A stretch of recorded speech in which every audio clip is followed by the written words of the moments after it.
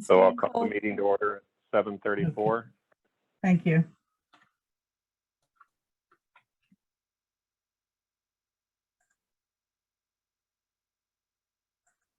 Okay.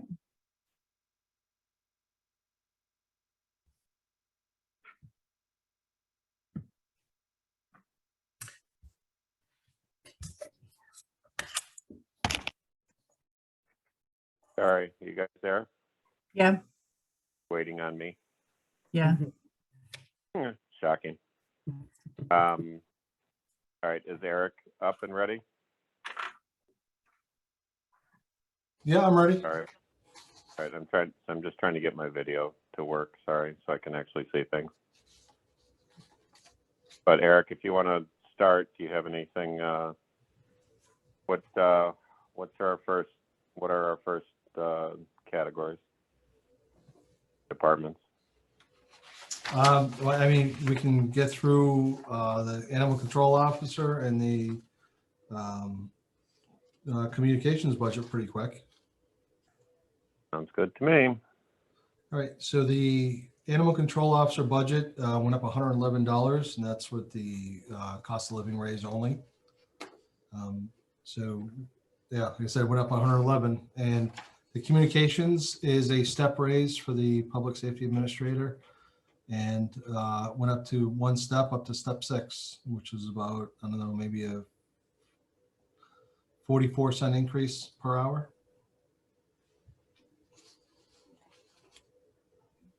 Okay. I'll scoot over to the police budget now. Pretty much, we came in pretty good. Obviously, there's a deficit between what Chief Galvin and I got paid. So that's a pretty significant savings right there. The only thing I ran into was adding 800 hours to the part-time wages, and that's for the Bridge Academy to keep them certified. So the part-time wages actually went up significant, up by $21,536. I know I had spoken to Margaret about the money for that.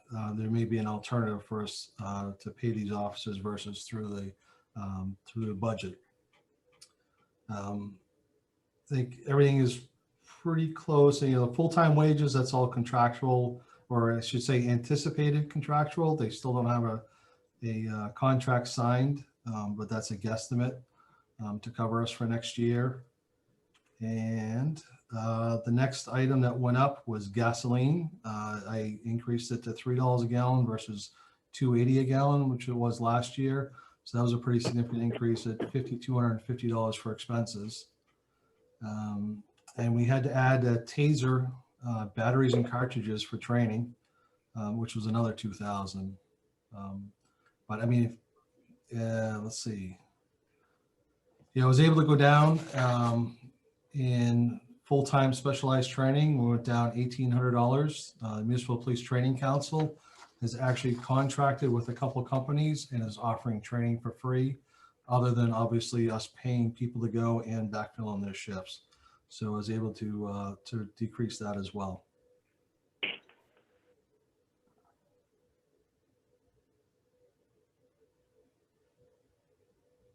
Any questions? Alrighty. Yeah, I was gonna say, does anyone have any questions? Yeah, I have a question. I just want to get some further understanding with that Bridge Academy. You know, you indicated it was 4 officers. I was looking this up online. I was trying to understand how this works. It seems like they go by last name grouping, like over the next 3 years. Is I mean, is this something that we'll be looking at this similar expense like for the next 3 fiscal years? No, actually, we have 3 in it right now. So we have the unexpected expense for this fiscal year. We're trying to manage through that. I don't think we're going to be in rough shape. So it's 200 hours per part-time officer that has to go to training in order for them to work. They're trying to get their training up to par with full-time officers, but still will have a part-time status. So this next fiscal year, according to the alphabet, we have 4 officers due to go. So that's where the 800 hours would come from. And then I think the following year we'll have 2. Okay, 2 following year. Okay. So, my proposal or my recommendation to Eric was that because we have established the Public Safety Mitigation Special Stabilization Fund that specifically funds training for the Bridge Academy, and because the Bridge Academy costs are finite for the next couple of years, my recommendation was to take this off the budget and do a special article to fund the Bridge Academy training through a special article that he would be empowered to spend from for Bridge Academy training specifically. That way we're not losing track of what's being put on budget and when it has to come off budget and things like that. So that was my recommendation when I talked with Eric.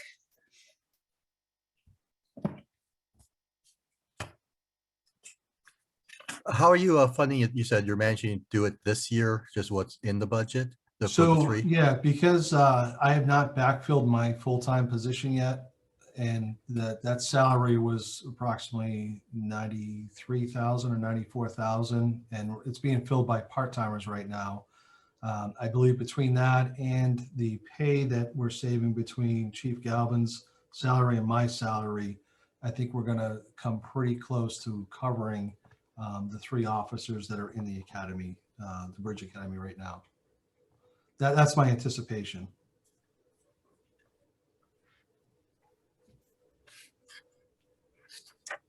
And Eric, your estimated Bridge Academy costs for FY23 are what, 21? Yeah, it's about 21,536. 21,536, okay. Yeah.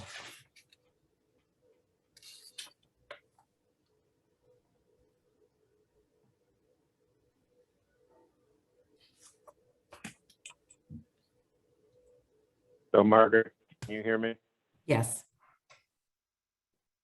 Are you able to, you're not able to see me on video though, right? No, can't see your, Sorry. oh, there you are. Let me put you on. Oh, no, I see Yeah. you now in the audience. Well, right, because I was able to do. I'm There, only okay. able to get through on my phone. I'm not able to get through on my tablet for some reason. I don't know why. You should be coming in now, I think. I see him in the gallery. Okay, so now, there you are. Oh, My microphone is muted though, which I don't. there you My go. microphone is muted. Oh, is that better? Yep. And do you have a video? Do you have a video thing there somewhere? That's what I'm trying to find.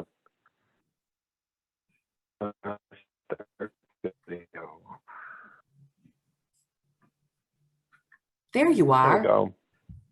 Hi, fellers. Hi. Yeah. Not that anyone needs to see me, but I figure this way we can. Hi, guys. Okay, good. Hi, Stan. All right, sorry, Eric. My There. technical difficulties were almost insurmountable for me. Okay, anyway, sorry, go ahead. So Any other questions for Eric? I guess was the, I mean, idea of the suggestion Margaret had of, doing it from the special police fund for that, as opposed to that make the budget more realistic of what the annual operating budget is, as opposed to these off 1-year things that make it look like a big jump, and then it'll look like a big drop sometime a couple of years later. Yeah. Right.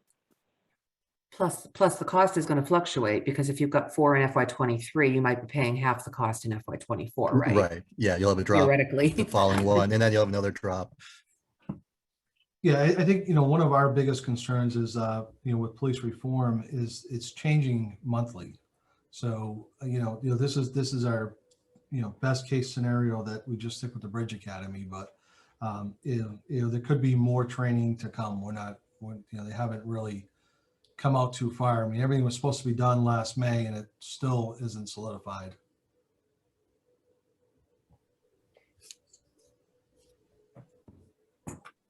Okay. I just have one more thing on the communications expense line. So as you know, we belong to the Neshoba Regional Dispatch District. And this is an estimate only, this budget figure, this submission. I do have to say that the town of Townsend has given their notice of withdrawal from the district. We've had a conversation with the state 911 department, who is assuring that all the remaining member towns will remain whole. In other words, state 911 intends to pick up Townsend's assessment as we move forward, or at least for the, at least for the first part of FY23. They're also going to assist us, the district, in finding additional towns, additional like towns that could join the district and alleviate or mitigate some of our assessment costs. So I just want to know, I wanted you to know where that's at the moment. Was there an indication why Townsend is withdrawing? Townsend hasn't given an indication as to why they're withdrawing. State 911 is going to be calling another meeting that includes Townsend so they can explain. Their letter of withdrawal didn't even explain. So I think they might have felt that the grass was greener elsewhere, but yeah, so we have more to learn from that.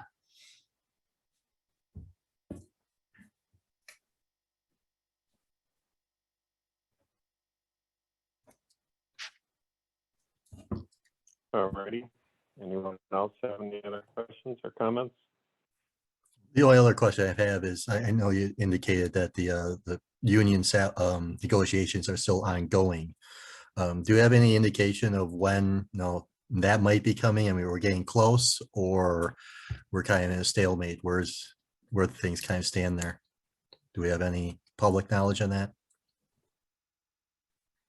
I can say that they're ongoing, and I don't have an end date for you, but they're ongoing and might be for a little while longer. Okay. So when you say a little while longer, will that I be? mean a before- while longer. I mean a while longer.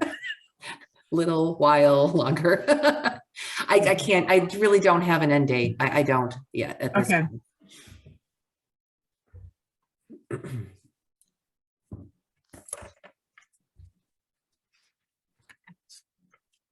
Julie, I'm sorry if that came off sarcastic in any way, but I really don't have an end date. Totally unclear at this point. Okay. As I was just, if you didn't know, like, would it be before and after the next town meeting? But if you don't know, you don't know. No, don't know.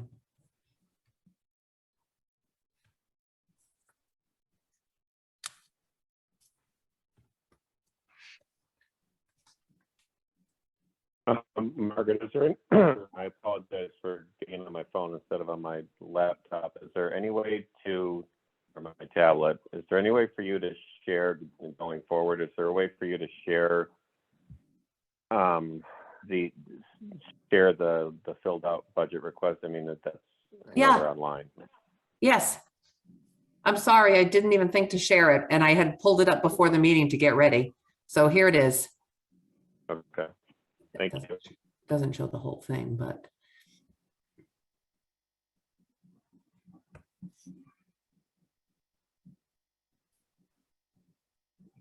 Yeah, so if you look at the bottom number, that 47,085, that's that would actually be 25,549 if the Bridge Academy wasn't included in the budget.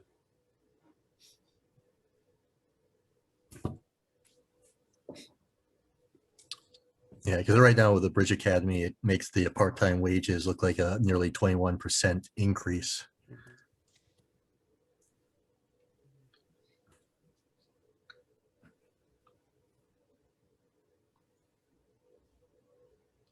Right, and so I'm sorry, Margaret, you're proposing to put that where? I'm proposing to fund this through a special article from public safety mitigation funds, because we set up that special stabilization fund partly to fund the Bridge Academy training costs, in addition to capital, public safety capital items and things like that. It's an appropriate source of funding for this. And how much is in there? How much is in there right now? Yeah. There's 336,000 plus in there right now. And I don't know if you want to share the news about River Bridge, but we're going to be getting more. Well, I wasn't sure if we were supposed to discuss that. Not that it's not public. No, I guess I wasn't sure how much we're supposed to discuss on that. Oh, okay. I think we're going to be expecting that the overdue amounts from River Bridge at the end of this month. And so we're going to be receiving that and additional funds in the spring from Highland Commons. So it's 336 right now. And that is anticipated to grow before town meeting. Okay. And the payments from River Bridge, are those, I apologize, are those dedicated? Yes, those are public safety mitigation funds and would be added to this Added to that. special stabilization fund. Yeah.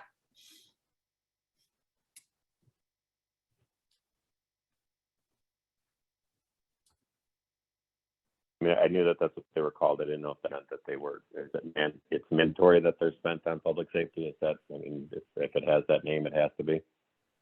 Yes. Yeah. Yeah.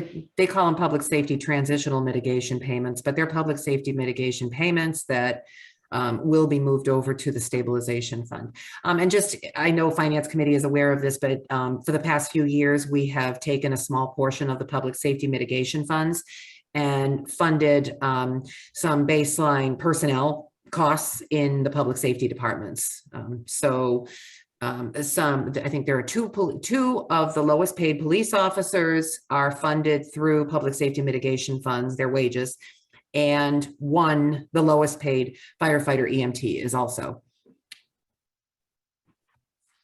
Yeah, I mean, I think that's the almost kind of the idea behind it all, or at least it makes sense.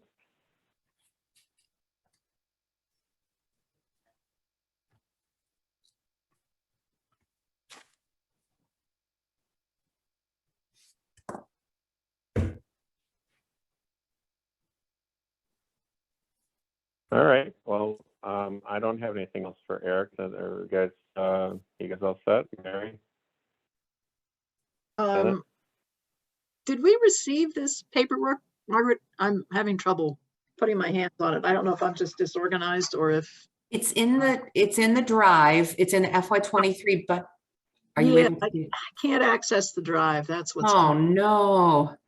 Yeah, I've got the 20, the fiscal 22, I've got the capital, but that particular drive I'm not accessing. We had the problem last year. You might have did. to Use that different email address, maybe? yeah, it doesn't like Okay. my charter emails. The Google Drive wants you to use the porterthelawyer@gmail. Okay. All right. I'm going to try to share that with you right now, Mary. I'm going to Okay. stop sharing.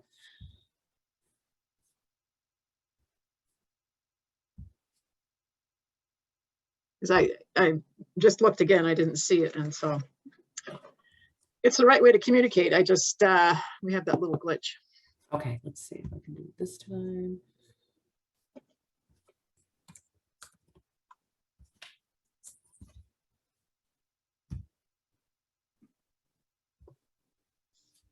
Okay, I just sent you the link. Hopefully you're able to get in. Okay. Is everybody else okay with getting in?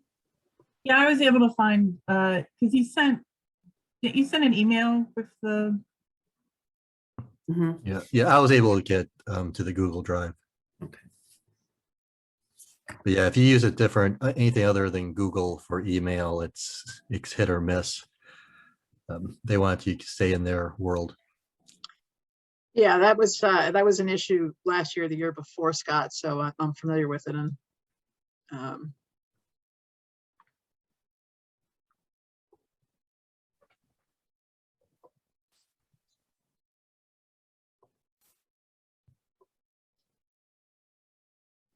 there it is.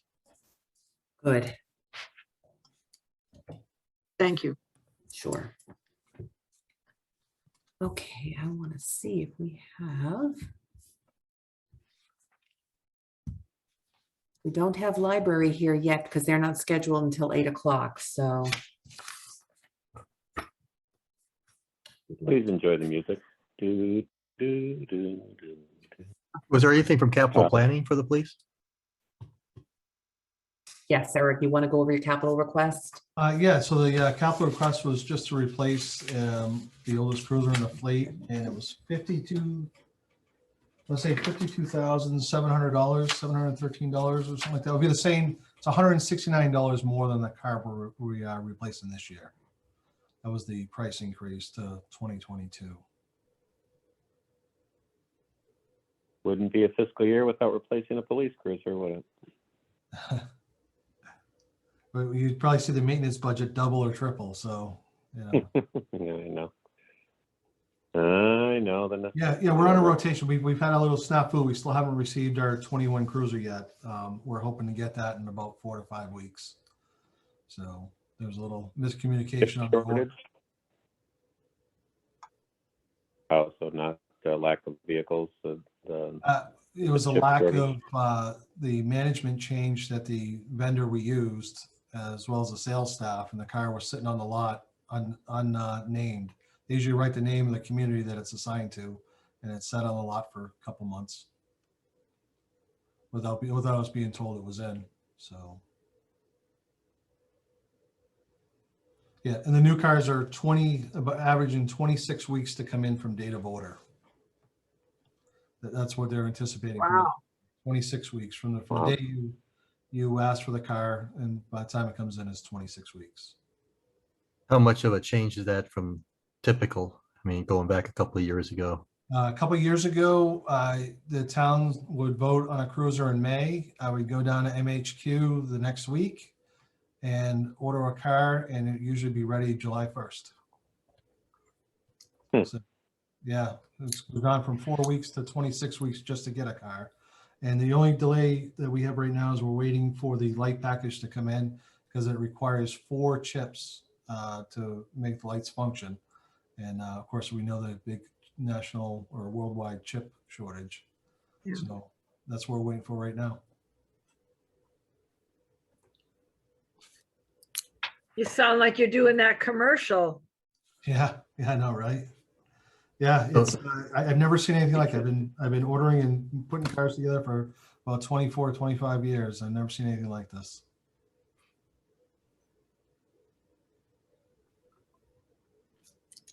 So if it just keeps getting delayed a little bit more, we can end up skipping 1 year later in the recycle process, right? Pretty close. Yeah, I actually just reassign cars to people so that the oldest car in the fleet is used the minimal amount because I do not want to run into any major maintenance issues until the car comes in. Eric, the Volt is now being used by fire prevention, right? No, I still have the Volt. I'll have the Volt until the new car comes in. Oh, okay. When the new car comes in, they'll get the Volt. I'll take the oldest cruiser in the fleet and turn that into my car. It's actually the pickup truck. Instead of running 8 shifts and 400 miles a week, it will run back and forth from my house to work and probably 800 miles in a month and a half versus a week or two. So. And the fire marshal's car, I think just for the finance committee's information, the fire marshal's car was taken off the road, I believe, at the beginning of this fiscal year. Yeah, it was months ago. So I honestly don't know what car he's using at the moment, but they're still waiting on their pickup truck, actually. Pickup truck that was supposed to be in November. Yeah, yeah. Yeah, so my plan was if I give the fire department the Volt, then they won't be coming back next year for $46,000 to get a fire inspector car. And then I will drive the pickup truck for probably, I'm guesstimating at least 2 years, maybe 3 years, we can get out of that truck. When we bought that truck back in 2016, our anticipation was have it for 5 years like all the other cruisers, then turn it over to town departments if somebody needed a pickup truck. Fortunately for us, we have had the best luck ever, knock on wood, with the pickup truck. It's only been in the shop twice in 5 years, where typically our SUVs are in the shop 2 times every quarter for issues. So we've actually had fantastic luck with the pickup truck. So that's why I have confidence, between the 46,000, the fire department, would probably ask for inspectional car, and then hopefully we can go another year or two before we come to we have 6 cars that are supposed to be on the road for 5 years. So at some point we're going to have a year, we're going to have to buy 2 cars, but that will push that off for at least another year or two.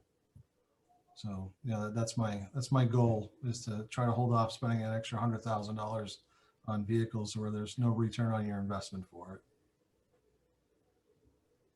Is there any typical reason why the SUVs are in so often? Is it anything related just to the general car or the equipment on it? Yeah, I think anytime you design, for years we had Crown Vics that were designed to be on the road, and then the manufacturers are now designing cars that are not designed to be, I'm not going to say abused, but driven hard, and they try to engineer them to last, and they just don't last.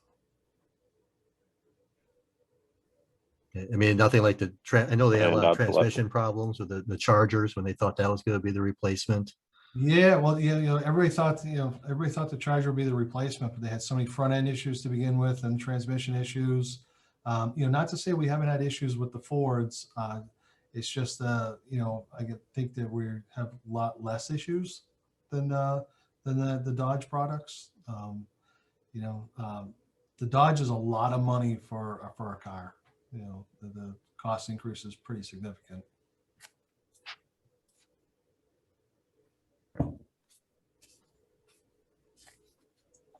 Yeah, and I don't. Dodge doesn't make a hybrid either, I don't believe. No.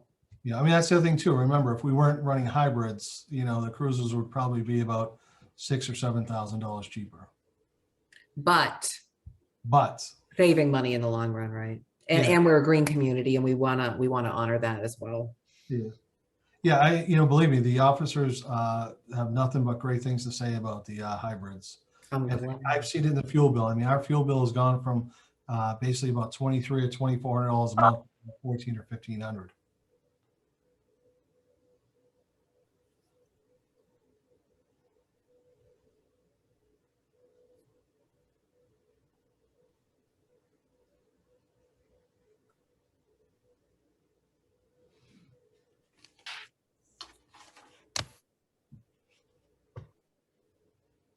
I guess your savings will be greater now. The fuel price is going up too. So Yeah, and and of course, everybody knows in the department that my biggest issue is idling cruisers.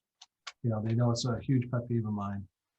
I don't like idling cars, especially if they're parked in front of the station, why they come in or whatever,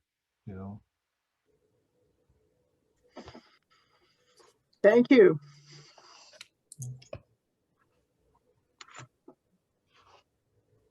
I'm happy to hear that. Yeah, I mean, it's just, like I said, I even though I drive a diesel pickup truck and a 8-cylinder Tahoe, I still have a solar system on my house that powers my house. So, We're actually going to be buying the idle-free zone signs. We're going to be putting a few of those up around town. So there are a couple of places where it's needed. Mike Sawyer will be paying a lot of tickets. Well, we understand diesel trucks have issues with, so better forgive that sometimes. yeah, the only issue I have with diesel is driving to work. I never get heat. So it never runs long enough to get heat in it. That is the advantage of the Volt, because it gives you heat instantly.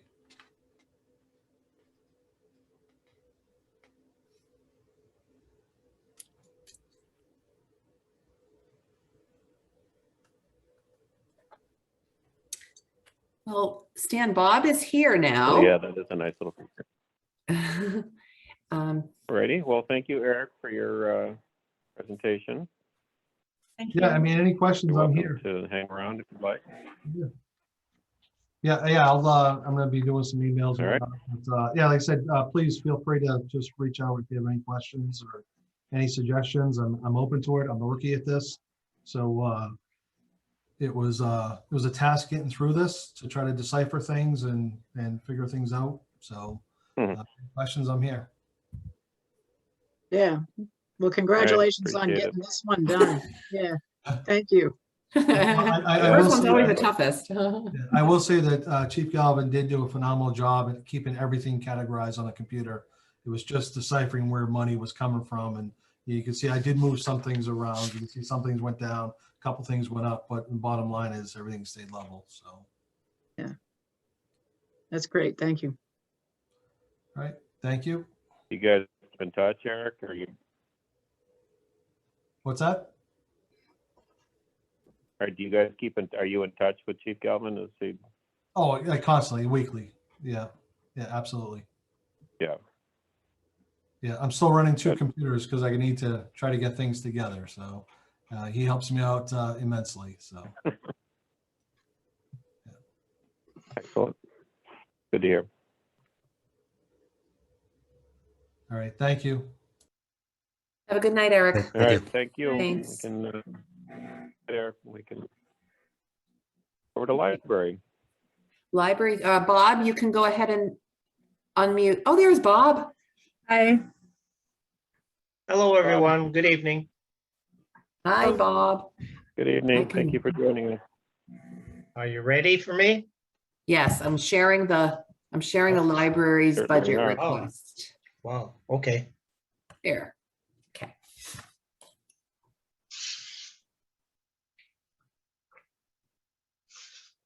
So I think it looks like we have the same people on the finance committee as last year.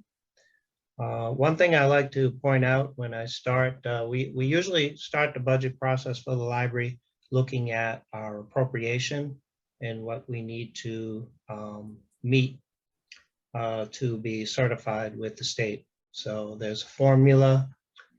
It's an average of the last 3 years appropriation plus 2.5%.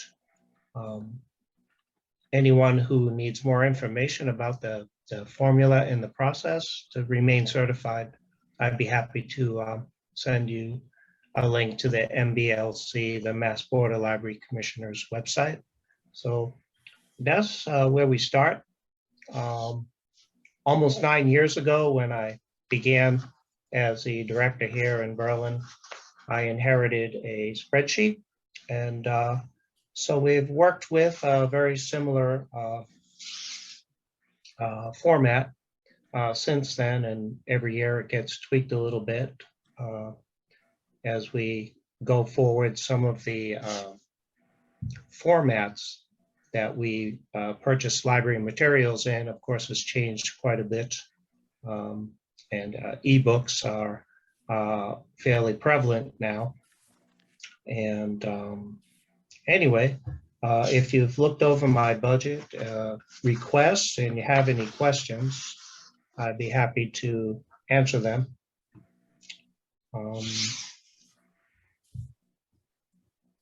Don't know that I have too much more to say about the budget right now. Does anyone have any questions for me? Yeah, I have one question. If you can Mhm. scroll down a little bit, there's a section, scroll down slowly here. So keep going. I'll tell you when to stop. Next page. With the ledger Yeah, and next or with page. the Yeah, wages? it's going to be, yeah, now with the wages. This one? Right here. Stop right there. Okay. So if you go down to, the additional income, the revolving video, LIG, MEG, Right. etc., these numbers on the subtotals don't add up. Like the 8,495 and 8,500. And first of all, the first key was when it was only a $5 difference, but you can see, LIG, MEG being a much bigger number than that. But even then, the totals, I mean, I got a total of, like, instead of 8,495 from FY22 being 9398, and then it's 9885 for the FY23. And likewise, those numbers are reflecting the total income at the bottom. They're not being, the old numbers. Right. So what we're requesting as an appropriation is one thing. In terms of additional income, it's a guesstimate. So, we can come pretty close with the revolving video. That's a special account that that is for fines for lost books or copying. We're really in a reduced fine situation the last few years. A lot of it's due to COVID, and a lot of libraries are moving away from fines. But we do need an account, some place where we can collect monies for lost books and things like that. In terms of things like donations, the Lig Meg is are the money that we get from the state, and it's fairly consistent. So I don't know if I'm answering your question, but there is a the additional income part of the little spreadsheet here is are all guesstimates. So we don't really know. We could receive a large donation at any time. We do receive donations regularly. They're usually not very large, but we do have two accounts for additional income. And one is the revolving video, because we only charge fines for our patrons on videos. We don't charge fines for our patrons on books. So how do you determine the subtotal there? Is it a percentage of what the numbers you have above it? Right, it's a guesstimate based on past years. And, the numbers for, say, donations are, that's a high number. But as I say, we don't know, what we're going to get for additional income. So.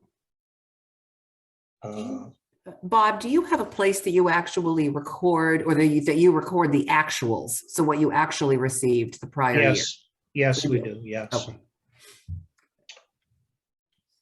So in addition to that, the revolving video account, regardless of how much money we collect, we do get to carry that monies over, but we can only spend $1,000 from that account each year.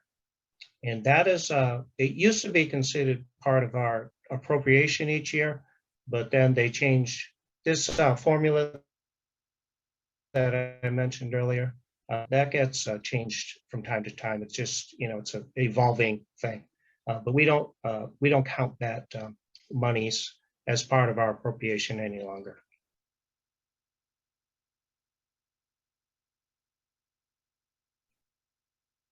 Is that getting closer to answering your question, or? I think it answers the question. I just try and think, that at least the totals, I guess, I would expect to, line up with, I understand their estimates. Right. And, Yeah. the. When I first started in this position, all those years ago, I wondered about it myself. I didn't know where these, exact figures came from. But as I say, they are estimates. Where we would love to receive additional income in a donation at any time. We're even hoping to maybe start a foundation. I've been running that idea around and hoping to get some support for that. So that we could collect more money, have some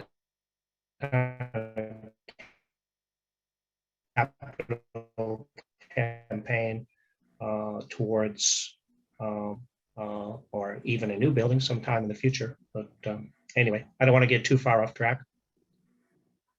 So Bob, are the donations, is that principally through the Friends of the Library? Or is it separate?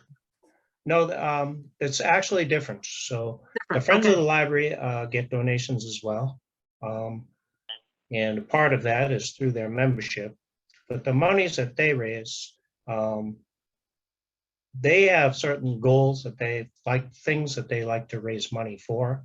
The top priority for them is programming, because we don't have a lot of money in our budget for programming and children's programming. But that's all separate. So that monies, we request monies from the Friends. I meet with them just about once a month. And if we need monies for our program, we make a request. So, and anything that they contribute in terms of what's considered by our state funding process to be materials, then we get to use that as part of our appropriation, our materials expenditure. So another part of the formula to be certified by the state is that we have to spend in this town, because of our size, mostly based on the population of the town, we need to spend about 20% of our appropriated funds on materials. And but whatever the Friends money that's raised that is spent on materials can be added to that number. And it is significant. Could be $2,000-3,000 a year. I know it doesn't sound like anything after you're discussing the public safety budget, but for us in our budget, it is significant and helps us meet our goal to stay certified. And that's really everything for us because we're part of a network and we get the strength of all the communities working together. As long as we're, as a community, pulling our weight, then we get to be part of this network, and our patrons get to, use materials from all of the state library systems. So. Yeah, that's helpful. Yeah, thank you very much, Bob. And of course, you can't read and drive at the same time, so we wouldn't be expecting to buy you a cruiser or anything. No vehicles. Yeah, but we do have audiobooks, Mary. Audiobooks are very popular. Well, true. Yeah, and now you can get them through the e-catalog and just download them to your phone and just plug your phone into your car, and then there you go. You could have 1,000 books on there. Well, not through the library system. You can only have 7 at a time. But. I might be coming in to do that. Good. The library system is an amazing thing. Yeah, we're always trying to promote our services better. So, I'm sure that there's definitely a percentage of people that just aren't aware of what they can do with the library card, and it's all free, basically. In Berlin, the average taxpayer is about $40 to support the library. So if they borrow a couple of items a year, then they're recouping anything they paid in taxes. But there's also this support of the families that come to the library, people that we're like the town fax center, people that need to send a fax. We now just send the faxes for people for free. We don't have a charge. And then people who don't have a printer at home, they come in to print material. People looking for jobs come in and use our patron access computers. So, it's there's a lot going on that maybe people don't think about library services. Well, Bob, for us Luddites, you might need to show us exactly how to download those ebooks. The ebooks, how it's done exactly? We don't have to do that at the meeting. I'm saying. Oh yeah, sure. Yeah. All you have to do is have a library card, and then it's been very streamlined since I started working in public libraries almost 9 years ago. It's very streamlined now. So if you have a public library card and you go to the library catalog and you search for ebooks, and then all you need to know is your password. And we can help you if you don't know what your password is. Hey, Stan, he showed me how to do it in 10 minutes, and I am not a techie. That's what I'm saying. I need to have him come show me. Yeah. I need to come down and have you show me, Bob. Now that I don't have my Fridays off, so that it's a day off for me when you guys are closed, I think I can actually get there. Yeah. Janet knows about all these wonderful things because she was a library trustee. Yeah. Maybe I'll just swing down to Derby Street then, Janet. Yeah. I'm a library supporter. I love the library. So do I. My Big mother fan. walked my kids up that street the minute they could start walking and hold her hand. That was their place to go. At the corner of Walnut and Carter. Center of town. and our Excellent. dinner. Do we have any other questions for Bob?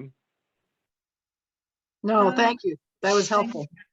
Well, while Bob is here, and I think Eric is still here, I wanted to bring up the personnel committees and select boards recommended market rate adjustments for employees in the current year. And it's interesting because both of these departments are affected by the personnel committees recommended market adjustments. Market adjustments were again this year, just like last year, were recommended by the personnel committee for positions that have fallen behind market averages. And we have a couple of positions that have fallen significantly behind. One happens to be in Bob's department, and another is our public safety administrative assistant. So, but Bob's own position lags behind the minimum market average. So the personnel committee has again this year recommended to do market adjustments for these positions along with 6 others, I believe. They would like to make the market adjustments in the current fiscal year for these positions, but then that would carry into FY23, and it would revise the budget requests or the recommended budgets for these 2 departments, for communications and library.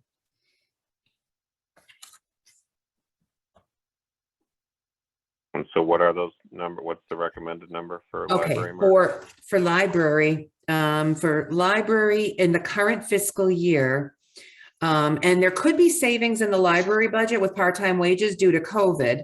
The adjustment for Bob's position, library director, would be roughly $1,463.28. That's the current year. And for the youth services librarian, the adjustment in the current fiscal year would be $697.32. Now, again, it is possible we have to look, I know June's been working on this too. We have to look to see if we could actually use the savings that were achieved this year due to COVID in some of those wage lines. And then for communications, this would likely require an end of year appropriation transfer. That adjustment in the current year would be $557.28. Okay, so we're not wildly out of whack. We're just No, it's not. There are several others too on this list where there are funds available elsewhere in the current year or could be made available through end of year appropriation transfers. Like, for example, highway. There were 2 positions that have fallen significantly behind. Both of those could be funded through the savings that have been achieved in that budget this fiscal year. So there are things that we can do within the budget that wouldn't necessarily require reserve fund transfer, or something like that. So, but next year they'd have to be funded. So I just want to be sure that I'm clear on that. yeah. So just a point of fact or whatever. So just because they recommend it, is it mandatory or is it suggested, or how does that work?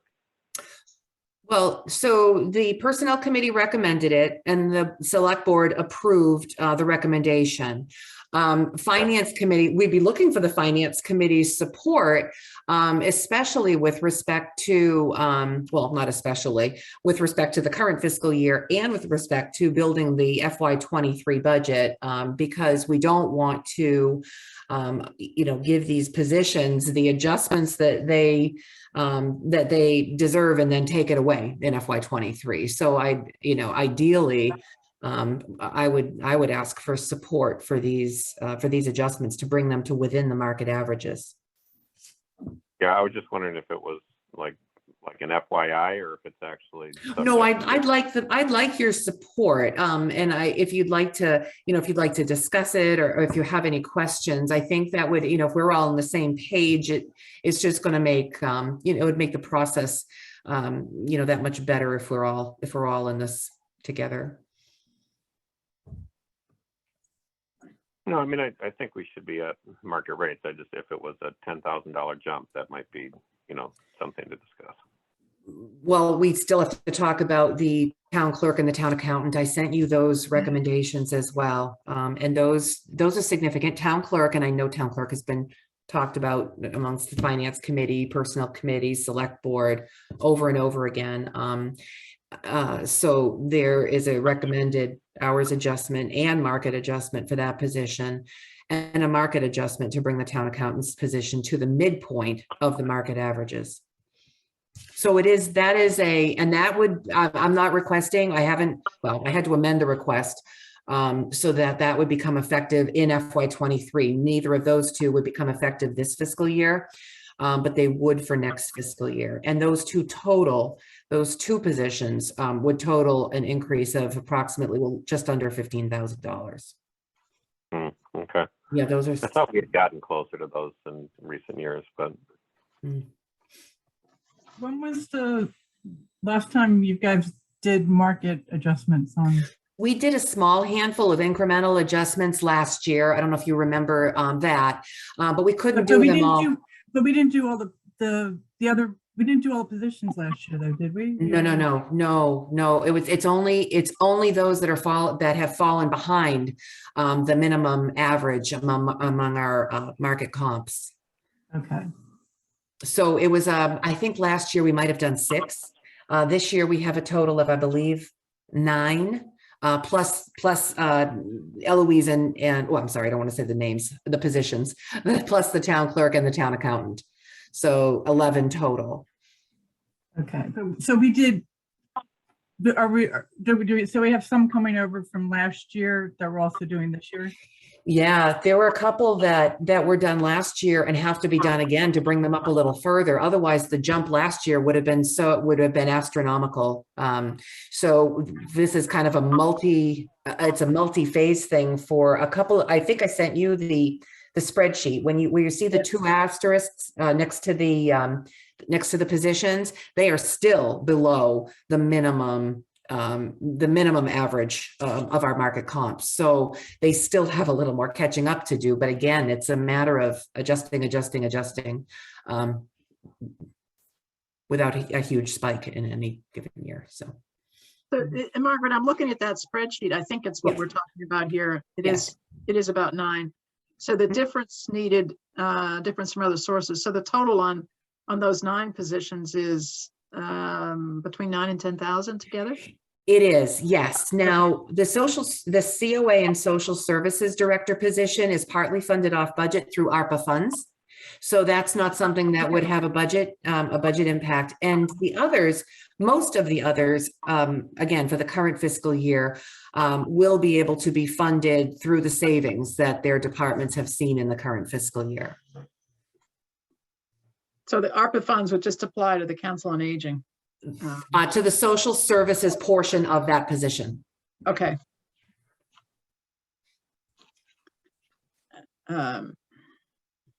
Okay.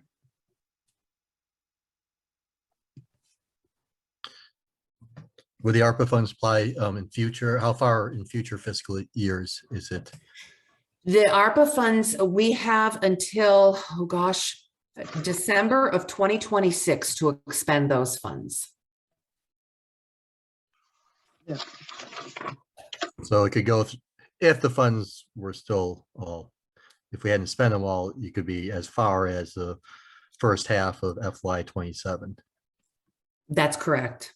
For the social services piece of the COA. That is correct, yes. Okay. I clearly think that we ought to be market rate on our employees, so I don't have an issue with these adjustments. And we're all of them now, we're looking at fiscal 23 operating budget, except for that ARPA money, right? That is correct, yes. Okay. The adjustments in highway, we're going to see, well, I shouldn't say that, disregard. With some of these departments, I was going to say there are savings elsewhere that will help offset the increases. With highway and police in particular, Eric went over a little bit of that.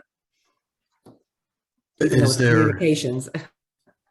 Is there a plan about replacing the highway chief?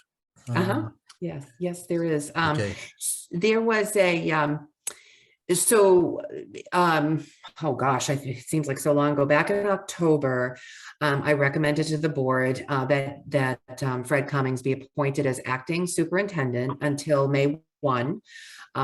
This would allow stability in the department. We previously had interim dual leadership of the department, and that's not something that works well over a long period of time. So I made that recommendation, but I intend to make a recommendation at the end of January to bump that up to January 31st of this year. So that would become effective this year, allowing the highway department to fill his old position. Along with the combined, we've taken the custodial position that formerly existed, and we've hired on a couple of new people at lower rates, and we've combined the custodian, laborer, driver position, so we can kind of get an all-in-one position. It would allow him to fill that position as well. So doing this is going to allow the department to move forward.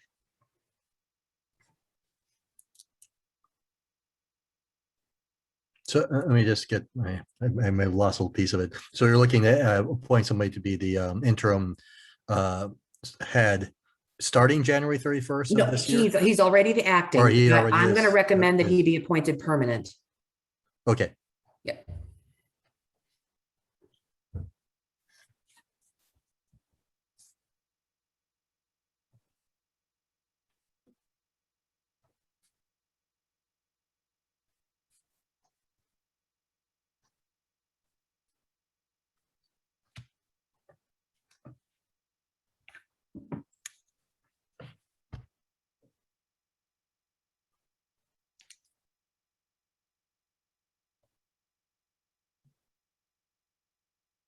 So Margaret, we need to act on the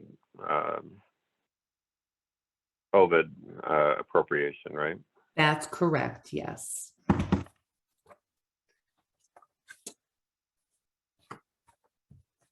Wish I had more So- specifics for you on this one. I'm sorry, for the market rate, did we have to do anything other than discuss it? Like that? Well, I mean, I'd like the finance committee's support so we can, work on the budget development process. I don't know if you want to do that this week or next week or whatever Okay. your preference is.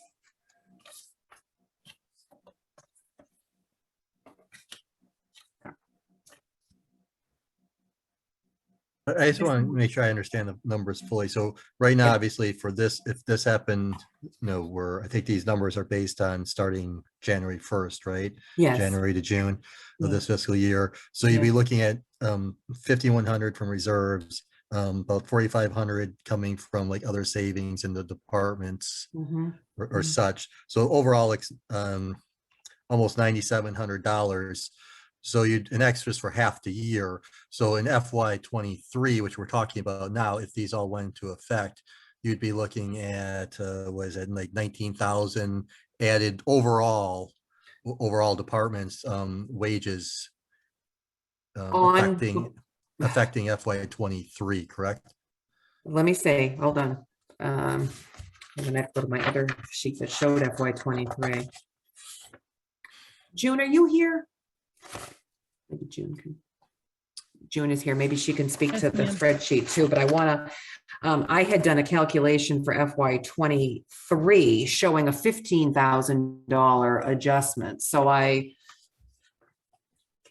Yes, you did have it down as 14,432. yeah, And that had all of the people on it except for the town clerk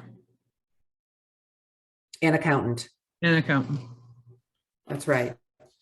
So June, Scott's question is with the differences here, added up, they're about $9,600. And so double that would be, roughly 19. Oh my gosh, I just drew a total blank. 19K, that's close enough. 19K, 19K. But the spreadsheet that I had prepared only showed 14,432.68. So, Yeah. Yeah, I'm not sure maybe if that's from on the COA is maybe not into that one. It's Well, being off It on the it isn't, that one's COVID going funds. into the ARPA. that's right. Okay, so So that that- might be the extra 4K or so. That would be definitely off budget cost for that portion of that job. Is that the first, let me see, is that the first line item of the two, the one with the 5 next to it?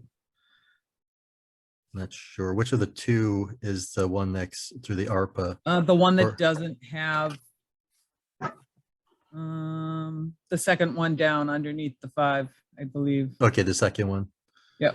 okay, Where you see on the columns, for on fiscal year 22, where you see the $773, yes, that's the one that would be coming out of ARPA. okay. And well, that counts for what, a little over 1,500 of it. $1,500. 1,500. All right, well, I guess if you could just double check how the numbers or how they added up between the Yeah, we should- 14,432 and just make sure we have the exact number. Yeah. We'll work on that. June? Yep. I was just seeing if I could find it, that's all. Okay.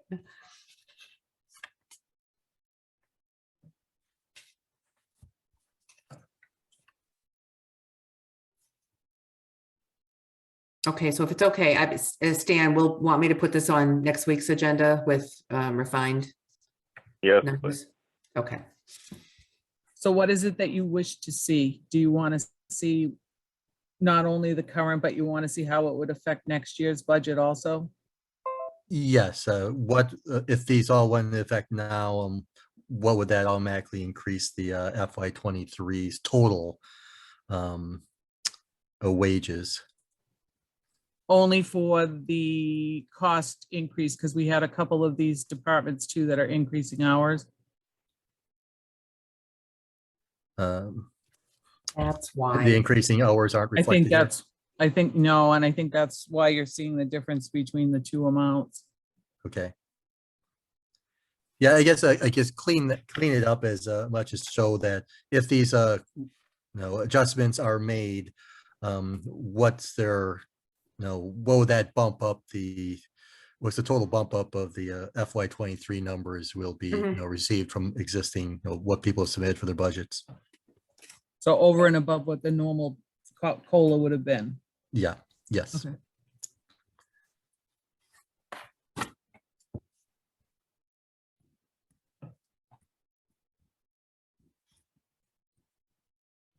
Okay, we'll work on those for next week.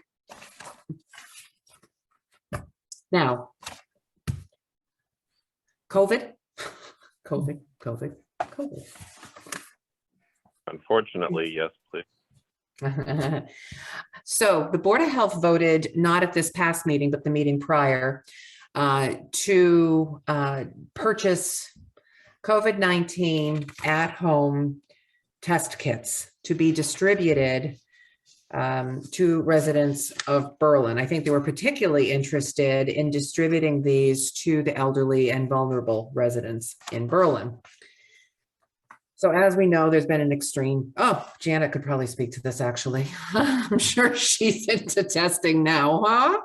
So there's been a shortfall of at-home, there's been a shortfall of test kits on shelves of stores. There've been long lines at testing sites. And just last week, the Operational Services Division at the state had put out a request for proposals or request for quotes from manufacturers and distributors of COVID-19 at-home test kits. So currently, as of yesterday, there were about, I want to say there were about 6 or 7 different options for purchasing the at-home test kits. As of today, I learned that the state is actually getting there are going to be at least 3 more vendors added to the state bid list on these things. The prices on the test kits range anywhere from $5 to $26. And the price we were able to get yesterday on short notice was somewhere in between. It was like $9, was it 875? Test kit. I think I sent the finance committee an email on this. Yep. Let me find it. Here it is. So based on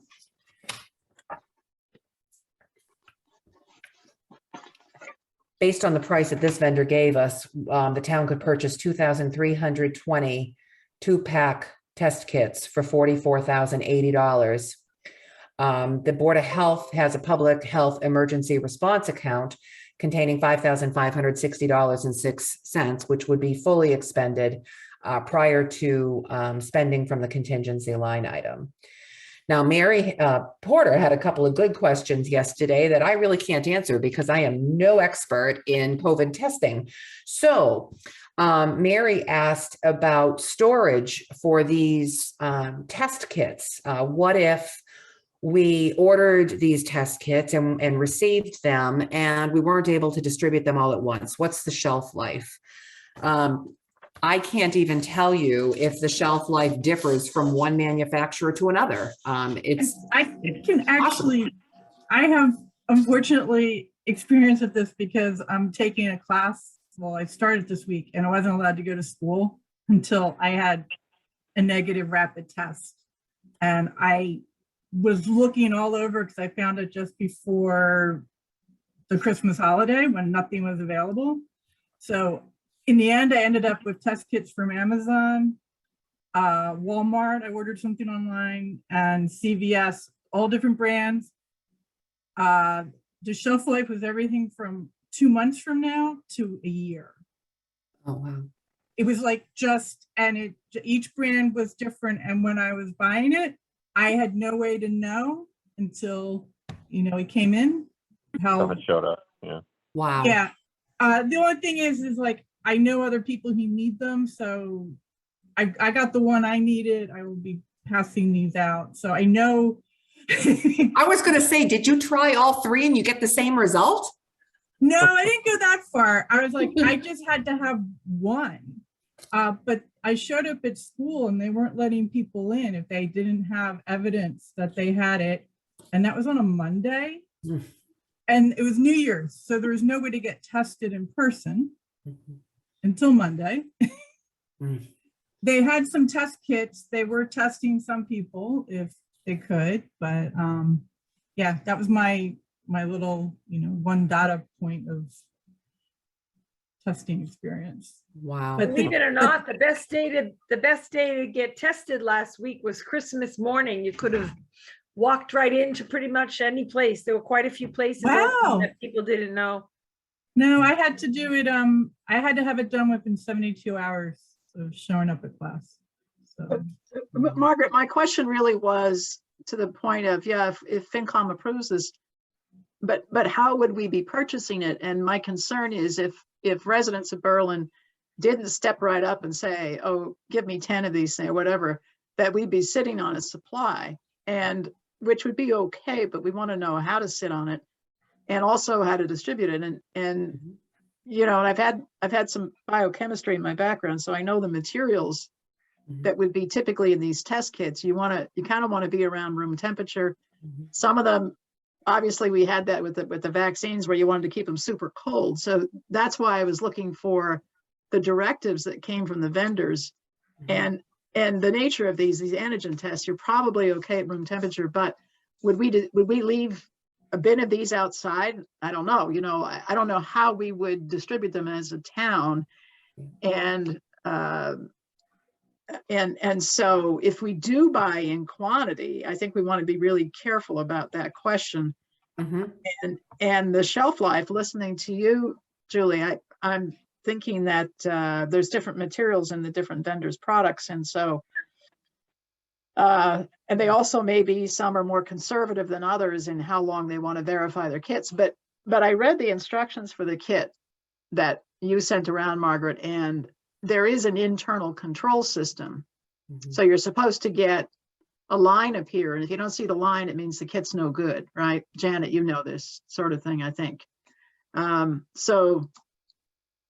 I hate at-home kits. I'll tell you why. None of these cases are being reported to the Board of Health, so our accuracy on how much COVID is out there is ridiculous. Oh, we only have 20 cases in town. Well, that's because you have 350 people that did a home test that the doctor said, we're accepting the home test. We don't want you in our office. And it's skewing the data unbelievably. Janet, to your point, over the Christmas holidays in Pennsylvania, I was supposed to be in 3 households. I was only in 1 because the other 2 ended up with positive COVIDs. Oh. And one of them was a doctor's office diagnosis. The other was a home kit. So the home kit never went into the public health system. None of them are going in. I have families, multiple families that have every family member positive, and they're all home tests, and doctor's officers are saying, we're accepting the home test, and then where goes the data? So There's no data. So my question is, what are the people doing with their results? If they're testing positive and they're not reporting it, are they still doing what they're supposed to do? By isolate, we have there's no way of knowing. And Well, so why would they be taking the test in the first place if they're just going to go out and do something? So this is a tough one. It's a tough one, even for the tests that aren't at-home tests. You go out there and you get tested, it's not going to do any good unless you actually follow the instructions in quarantine, right? Yeah, Margaret, my family, people quarantine, but that's one story. That's anecdotal. I think from the FinCom perspective, the reason I raised the question is consider not buying all at once and give it a test run and see what the residents of Berlin actually see, what the demand is like. And when we distribute kits, we could ask them, please report back to our Board of Health. Okay. Plus or minus, ask them to report back. Then Janet, we're collecting some data that we could turn over to the state to put it into their data. But the idea of spending $40,000 on test kits where you have these unknowns about what's the citizen demand going to be for them, and then are the kits going to expire, either the label expire or in actuality expire, and then when we have this pile of test kits, where do we put them and how do we hand them out so that they're effective? So the select board voted to approve the contingency line item use contingent upon the establishment of a distribution plan and eligibility criteria by the Board of Health, Fire and EMS Chief, and the Council on Aging and Social Services Director. So those 3 are they're charged with coming up with a distribution plan. The distribution plan could be a combination of delivery to, say, places like Northbrook Village, and then in combination with maybe an emergency dispensing site, kind of drive-through thing. So they're coming up with a distribution plan. Now, if the Finance Committee is so inclined to approve funds to purchase a limited number of test kits, we could put that as a condition on this and only purchase a portion of them, not spend all the money, at once. So. I want to raise another point too. We're thinking that the person getting a test kit wants it for themselves, but it may also be, you may have people who are like comprised immune or who may actually want it before somebody comes and enters their home, like for whatever reason, healthcare, whatever. So when you're talking about reporting, it's, are you getting the kit for yourself or you want somebody else to use that kit? Well, either way, it could be reported back. Yeah. I guess the other question is, what's the availability of them right now? Is this something if we ordered today, we might see in March? That varies from manufacturer to manufacturer, distributor to distributor. This particular one said that it would be a week out from the date of order. There are others. I had another vendor contact me yesterday. It said, don't even bother right now. You have to wait. We have nothing right now. So What's the test you're actually looking at? It's an antigen test, Janet. No, the company, you can't say the Oh. company. No, I can, but we're looking at, we don't have a company that's specified at the moment because we know that the state bid list is going to be picking up at least 3 more vendors. So we don't have an identified vendor yet. We got this price from this Ongo.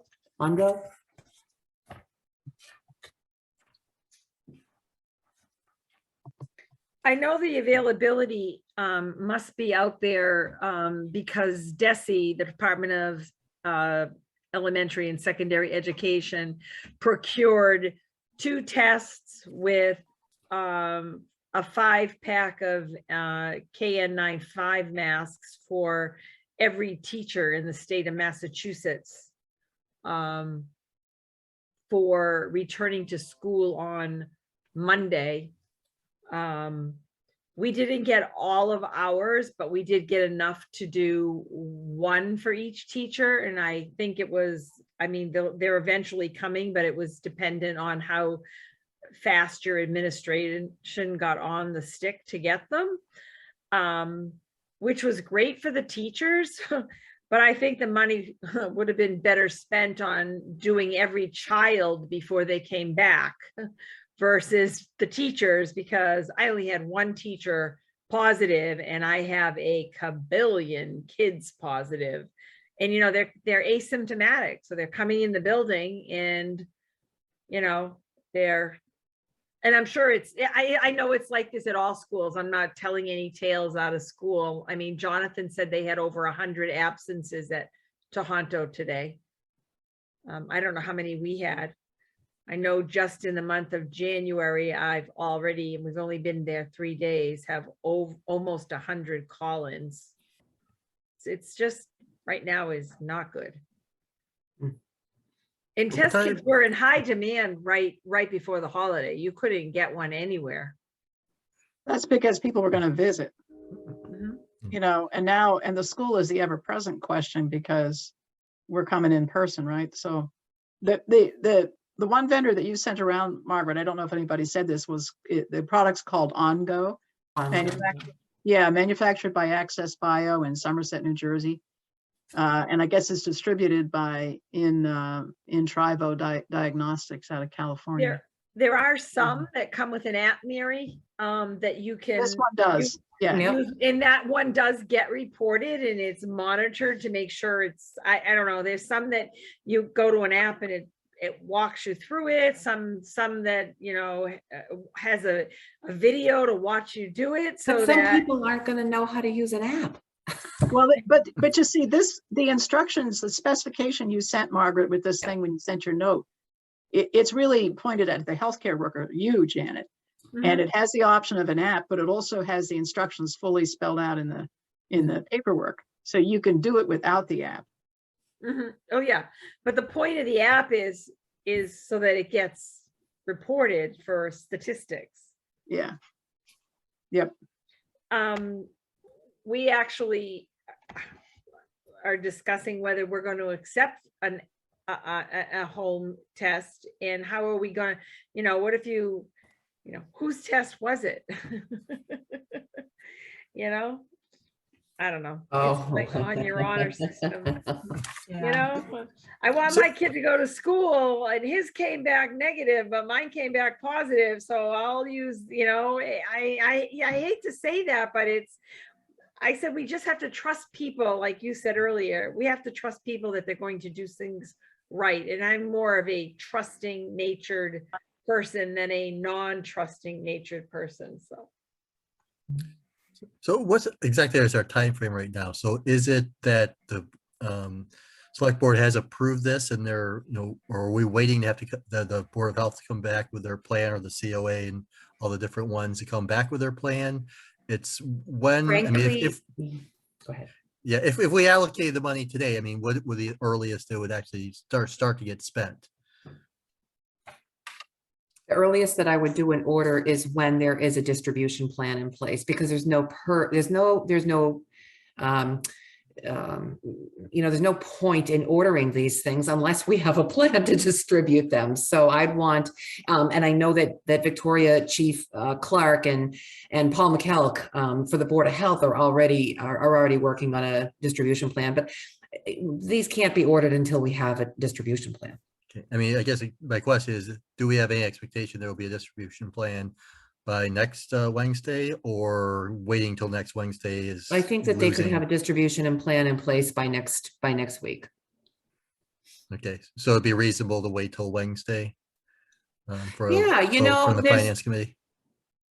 no reason we can't wait till next Wednesday. I think that I shouldn't say that. I'm not the Board of Health. I know they see some urgency in this. But as far as a distribution plan, I think waiting until next Wednesday is reasonable. I mean, I'm assuming the Board of Health has had their own meeting or something that's to approve this, and when is their meeting schedule? Oh, they already had the meeting to approve, Oh, okay, to approve it. They had a meeting to vote to seek the purchase of these test kits. So they've already voted that. Okay. The peak is supposed to be January 9th, which is this coming Sunday. Then it's supposed to kind of go back down again. Then we'll have Martin Luther King weekend where, people will take that 3-day weekend and gather.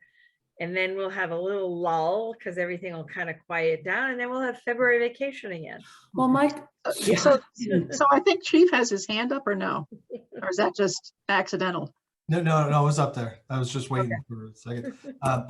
I mean, if I could just make a recommendation, I mean, we know we're gonna need these test kits, like it's definite.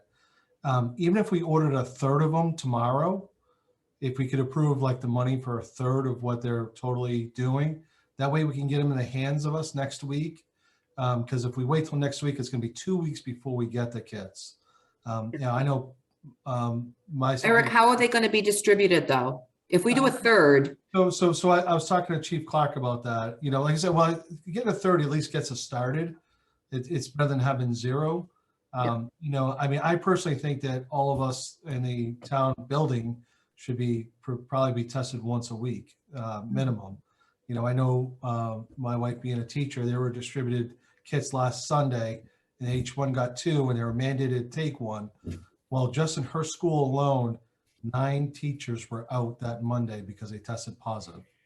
They were asymptomatic, that were ready to come to work the next day, which would have spread to more teachers. Like, I'm nervous, like, we have one out right now, and fortunately it stopped there. But if it gets into our police department, we're gonna wipe out our department in a matter of 2 weeks. Yep. Yeah, I don't think a third is enough, Eric, to be honest with you. I hate to. Well, Yeah. I'm just saying, just to get it started, so we have something. well, even we want to distribute them. I mean, Eric, I think you make a very, very good point. But I want these. I'd also like to see these distributed to our vulnerable populations as well. I'd like to know that we're putting them in the hands of people that need them. So I think Scott's question, can this wait? I think the answer is no. We really ought to, we have the contingency line form. All we need to do is vote on it tonight. But I would ask Margaret and Chief and whoever is involved in managing distribution to consider purchasing in lots, not 100%. Like Janice said, the peak is predicted on this for January 9th. I don't want us to be sitting around with 4,000 kits unused in July. Well, right, and I think that goes back to Julie's point too. Are we able to find out what the expiration date is on these? Like she said she didn't know until they showed up. Or can we know if we're going to buy 2,000 of something? Can we get that information ahead of time? Well, Stan, I think from what Chief said, we probably going to go through it. We're going to go through a lot of kits if you take it from everybody in the town office. And if I think we're going to be going through kits, but it's hard to guess what the demand is going to be and how many we're going to actually go through. And say over the next month, like you're probably safe for a month on shelf life. I don't know, but And let's consider our vulnerable population may not Yes. necessarily be the elderly, because the elderly are all vaccinated and boosted and aren't going a lot of places. I'm thinking about the preschoolers and the younger kids at the elementary school that are petri dishes and spreading it like wildfire and then bringing it home to their vaccinated parents. That's really where we're seeing this. And so then a 2-pack kit for a family of 4, you're going to have to give 2 kits to that family, right? Just for 1 test each. Mhm. And then they might need another test. And then there's going to be the people that are being scheduled for surgeries because you need to do that before you go in. And then, you know, you're going to want to have some available for the emergency situation where, you know, grandma got really sick on the West Coast and I got to fly and now I can't find a kid around. So I think there's a lot of planning around it, but I think waiting to buy them is not the way to go. Because I think you're going to use them. 5,000 to 6,000. Well, how many people are in town? Well, what was the request? The request was what, 2320? 2,320? Is that? 2,320, I believe. Yeah. So what's a third of that? Oh, Sorry? 2,320 2-pack kits, 2-pack kits. Right, 2-pack 800 kits. or so. So I'm looking at the request for transfer from contingency line item. It talks about 5,000 to 6,000 kits. What am I missing? And is there some other paperwork I'm missing? Does it say kits or does it say tests? Sorry, test. And Okay, so this is slightly less than the 5,000. This is going to be 4,640 tests. Where are we getting the 4,000 figure? I'm missing that. Oh, okay, so 2 in each one. you have to order in lots of 232. Yeah, so we get 10 lots of 232. And they come in 2-pack kits. So it's We're ordering 4,640. something kits, and there's 2 in each one, so it's giving us 4,000 something.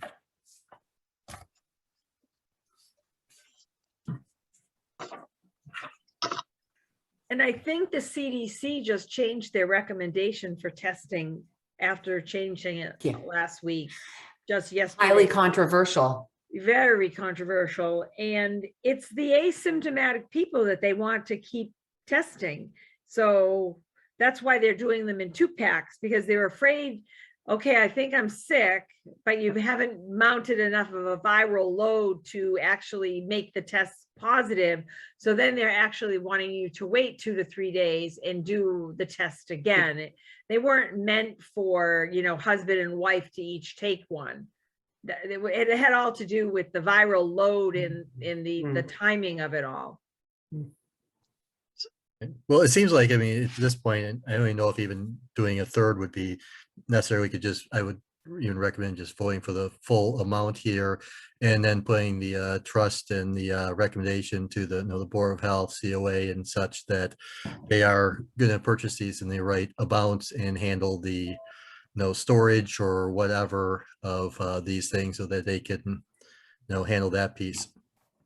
Scott, I couldn't agree more. I think we should approve the full, the contingency line item request is up to 42,500, right?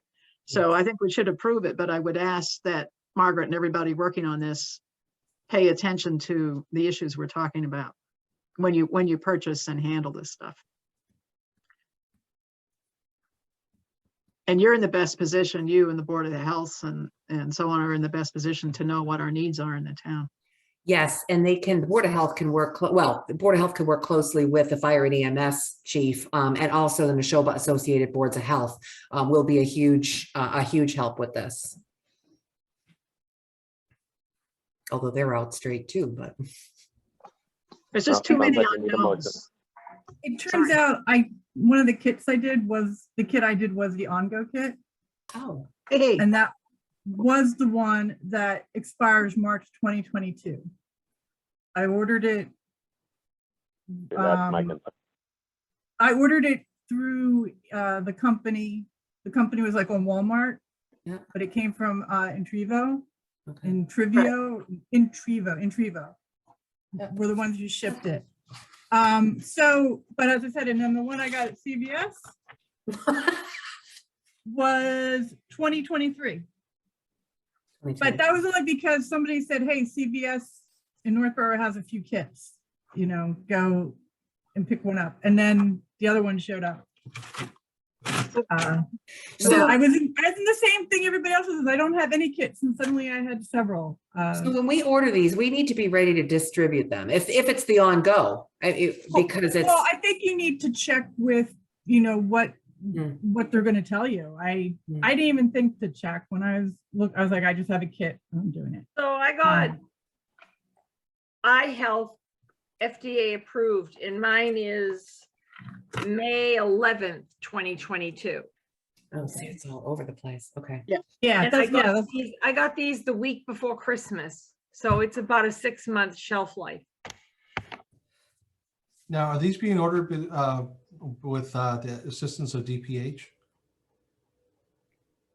Not ours. No, we're ordering from state. In fact, I have a webinar tomorrow that I have to attend on this.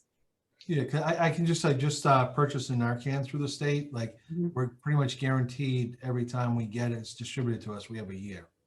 You know, no matter what time of year we buy it. So I'm wondering if there is regulations with the state bid that they are good for 12 months from the date of purchase. I don't think the tests are good for 12 months, Eric. Well, it's it. No, and there's no consistency between vendors. Yeah. OSD is telling us read the contracts for each vendor very carefully, and you know. I mean, you know, that's why I'm thinking that if we ordered half and we got the boxes and saw what the expiration dates were, then we can determine if we're going to order the other half immediately or in 2 or maybe 3 weeks. I'm actually leaning toward ordering the full supply. I do think that we'd be able to distribute the full supply to, you know, to officers and also to vulnerable populations based on a distribution plan that's established. So that's what my thought is. I would recommend ordering the full amount, not necessarily these kits. I want to watch the state bid and see what we have, and get Neshoba's recommendations. But I think that we should order the full amount. Yeah, I mean, there's no doubt, and we do need them. It just would be discouraging, like she said, it expires in March. You know, if you put these out and, you know, they don't get used.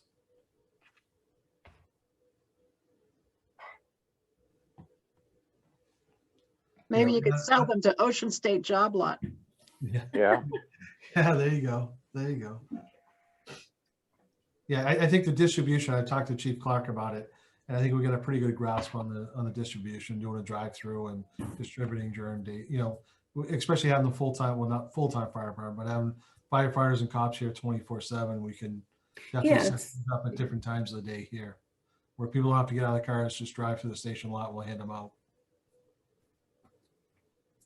And it's good to practice those EDS sites too. Yeah. This would be a very good way to do that. Okay, so do you want to do a motion for this? It sounds like we need a motion, please.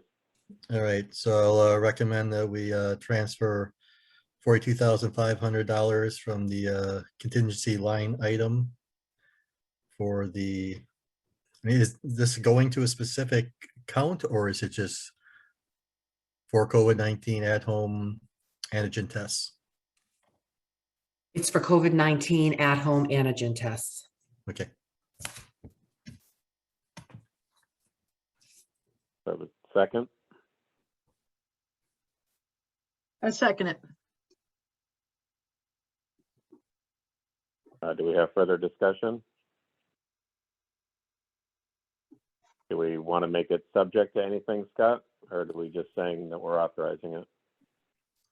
I mean, I think it'd be just we're authorizing. I think we've had enough discussion here that I think the message has been clear that you know, take our recommendation. You know, I think everybody's on the same board of making sure that these things aren't going to expire in, you know, 2 months or 1 month, or that we don't have an ugly or embarrassing hiccup where we wasted money. And you want to assure that there's a distribution plan in place, correct? Yes. Okay, then I'd ask for a roll call vote. Stan, aye. Mary, I. Janet, I. Scott, I. Okay, I've got your form here, so I am going to fill it in for you. June, that's okay, right? I Yep, did the that's same fine. thing for the select board because they were virtual. Okay. Yeah, and then I'll just get a copy of the minutes afterwards. Do we need to vote on these minutes for you, or is it just getting the copy?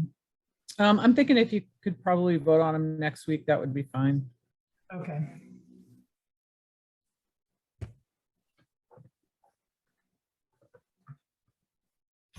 All right. All right, do we have any other business? You have, I prepared, I did a draft budget meeting schedule for you. Are you good with the way it was filled in? So next Wednesday would be select board, town administrator, data systems, and treasurer collector. Yep. And then you can look at the future weeks and see if, you indeed need to meet with all these boards and committees. You can decide on that.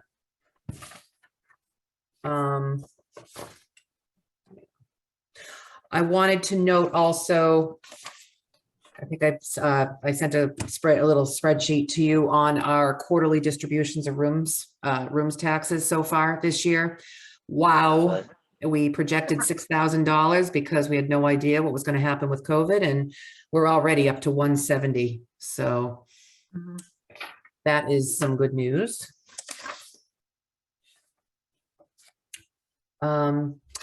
Lastly, just very quick, Monday night, I presented a plan to the select board because I have to be out for a while. June has been designated temporary administrator in my absence. So June's always good about coming to your meetings anyway. So she's gonna be coming, and I hope to not put a ton more work on her while I'm gone, but that'll be about a month or so coming up, maybe.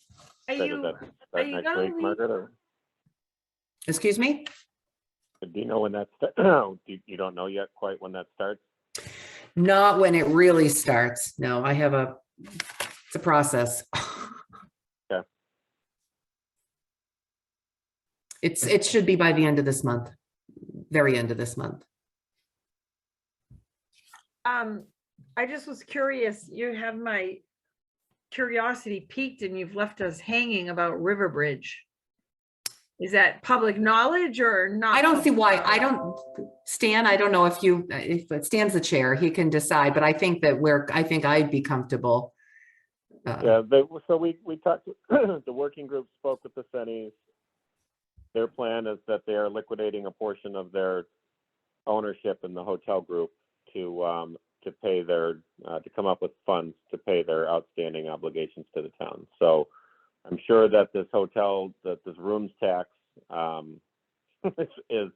is featuring prominently in why the Wandel Group is willing to sell a portion of their, is willing to take on an additional portion of interest, because it sounds like the hotel is doing very well.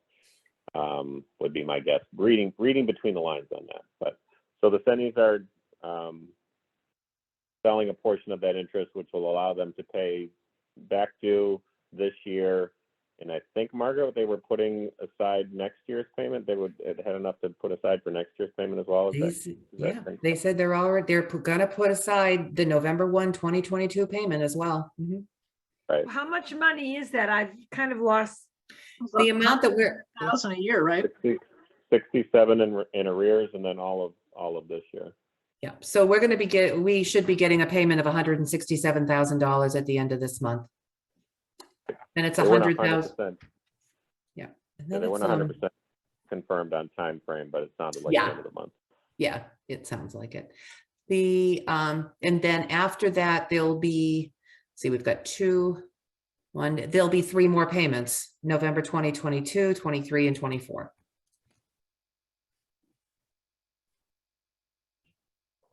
Right, So- which this is committing to already one of those, so they're really basically saying that they'll have to come up with 2 more.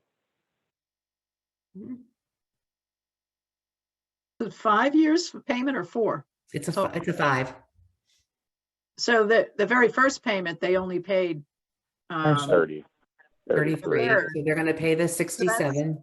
that's And year then- 1, and then the 100,000 they're gonna pay with this is year 2, then there should be 3 more years, no? Right, but There are that's what- 3 more but years. We already have the next one Yeah. that's due November of 22, which would be basically for That's- fiscal 23. That they're also getting that money out of this, and they're putting it in escrow to have it And available. then they'll have 2 years after that. Yeah, right. 2 years after that. I don't get it. It's supposed to be 5 years total payments? Yes. Right. That's only The 4, first- which you're adding up is the- only 4 years. No, they're finishing up the first one, the 67 from year 1. Just They are last now year. paying Which was year 2, 2020. so they're paying those 2 Okay. together, Year 1, paying those 2 together for 167. that's year 2, year 1 and 2, and then there should be And then 3 they're more years. setting aside of the money they're receiving now, they're setting aside another 100,000. Oh, okay, for okay. year 3 payable in November.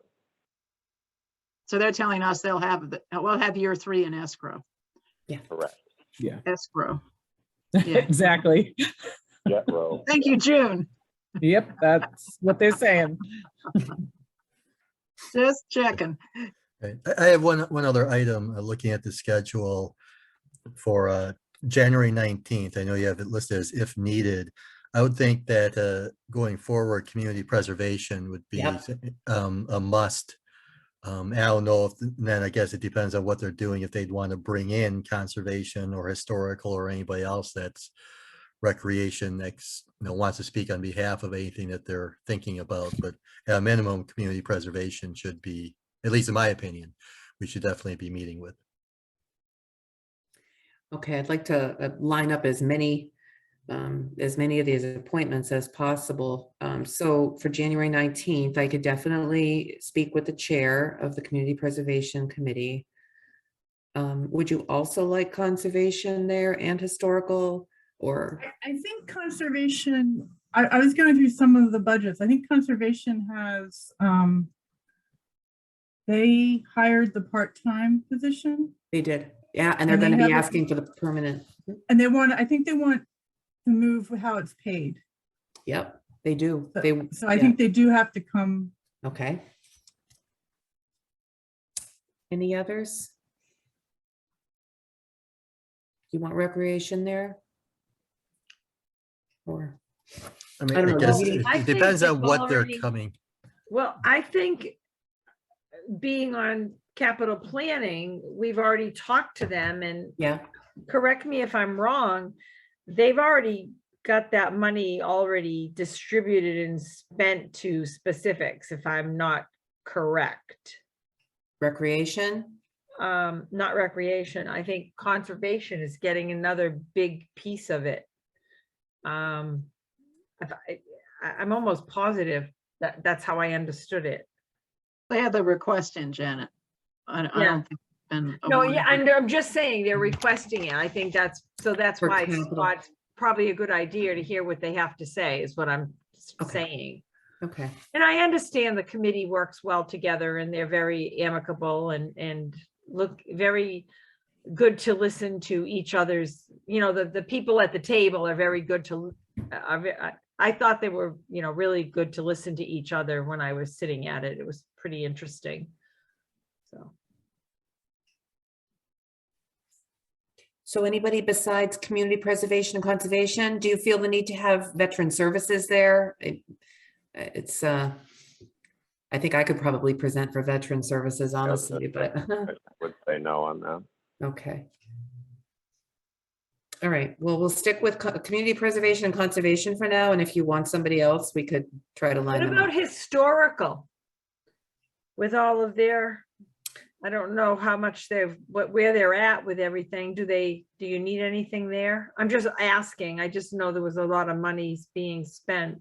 Well, Yeah. Janet, that's one of the Community Preservation Act buckets is historical, so it is a big piece of That's it. true too, yeah. So do we want to invite them as well that night? Well, I'm just Well, asking. certainly I can't don't care invite 'em. one way or another. I was just throwing it Oh, out. I would think they should definitely be notified because obviously it's Yeah. their interest if things are, if they're bringing in, anything from the community preservation piece is going to historical, I think they would want to speak to it. So the community, just maybe I'm misunderstanding this. I'm so tired. I'm so sorry. You're going to invite community preservation as well as all the other committees that sit on that? Or are you That- going to that have allow received community funds. preservation to speak for the members? Because there's somebody on preservation on each one of them. Am I not correct? No, you are correct. You are correct. But they also, each of these, conservation, historical, recreation, have all received funds from the Community Preservation Act. So that's Mhm. where they might come into play here. Okay, Right. I Yeah. just was wanting to I make would, sure getting clear on who we were inviting, that's Right. all. yeah, I would think for their part, might be probably more voluntary, whether they want to come in and speak to their piece, because obviously somebody on community preservation can speak Correct. to each of theirs, but I think obviously the whole committee should at least be informed so Mhm. that anybody wants to show up, they can, That's how I was understanding it. Yes. That's why I wanted to just make sure I was clear on what you were saying. yeah, I mean, that's at least my personal request. Okay, so I'll invite community preservation and I will notify the others that they're welcome to attend. Yes. Now, do they have to put that on if they have a quorum from their meeting for open meeting laws? They should if they have a quorum. I doubt they'd have a quorum, but I can let them know that in the email. Just to be safe, because I'd hate for them to get there and then have a problem. Okay.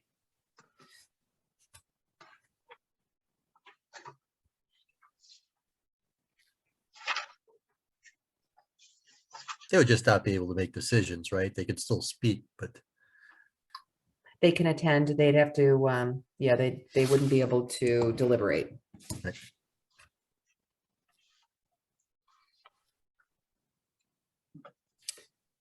Okay, Mary looks like she's hunting for something. oh, no, I'm just organizing the things that I refer to. Margaret, you sent us something on the Division of Local Services Financial Management Review. We don't need to talk. That's for us to have fun reading. have fun reading it. Yes, I think it's, it's pertinent to the Finance Committee in that it involves financial policies. It's pretty good reading. Make sure you read the administrative finance team's comments though, along with the report, because there were some, there was some inaccuracies. It happens when an outside consultant comes in and tries to, tries to kind of decipher the business protocols. So read through it. It's good information, and actually, it's likely that you will see some overall financial management policies coming before you for adoption later on. Thank you. Yeah. And the last thing that I'm looking at here is I didn't sign that code of conduct paper, but I signed it. Is there any issue with faxing it and sending it in as a PDF? No, I was just going to say, behave yourself. Behave. I didn't sign it either. Well, we got them in Behave. December meeting, and I made a note to sign it, which I just saw tonight. So I was like, oh, okay. yeah, extra, I haven't done it. Could you just email it to who would that be sent to? Is that town clerk? Code of conduct is, send it to Mary Is that Arata. Mary? Okay. Yep. Thank you. Sure.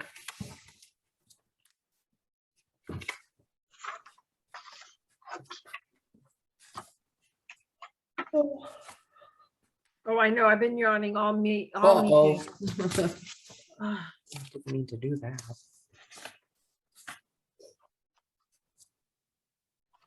All right. Is that it? Because I can motion to adjourn before I fall asleep. Can I just ask, I got lost, the code of conduct, was that for all of us or for people renewing for the next year? That was People, the whole committee. Is it the whole committee? Did you all The get whole them? Yeah, I That's the- think it's everybody, right? Yes. Okay. Yeah, Okay, I didn't get one, so I will make sure. I get They one. had paper copies when we were there in December in the building. Did you not get one? No. Were you there for the last meeting or? I was here for the last meeting. Yeah, I'll okay. double check, but I don't. I know don't that- even I know can where ask mine Mary is to email. either. Like, who doesn't have one? I can ask Mary to email them to you. Okay. Have her email me one too. I actually signed mine, but I don't know where I put it. I was gonna drop it off. I completely forgot. We'll email the whole committee, that way we remember. Okay. You can. probably a good idea, yeah. Okay. Thank you. Okay. Mine's ready to go, but I'll take the email. Okay. So Janet, we're ready for you. Oh, Yeah, first I want to say, Stan, did you watch the Bruins last night? you can't even watch it. How do you watch them now? I watched it on cable. They were on Well, 'cause Nessun. We have satellite and that's their Oh, okay. Well, they won. It was awesome. Yeah, I All watched. right, I motion listened to to it. adjourn. I listened Thank to it, you. Did you see the 9:24. goal that rolled off the goalie's back? Hmm. and I didn't. see that one. Anyway. I forgot you were such a fan. You're like me. You like all of the sports. I do like sports. I like sports. It's an escape. Okay. Good night, everybody. Hey, Thank You thanks, you. adjourn? Thank you. Okay. Margaret. Thanks, Good Judy. night. Take care. Goodbye. You know.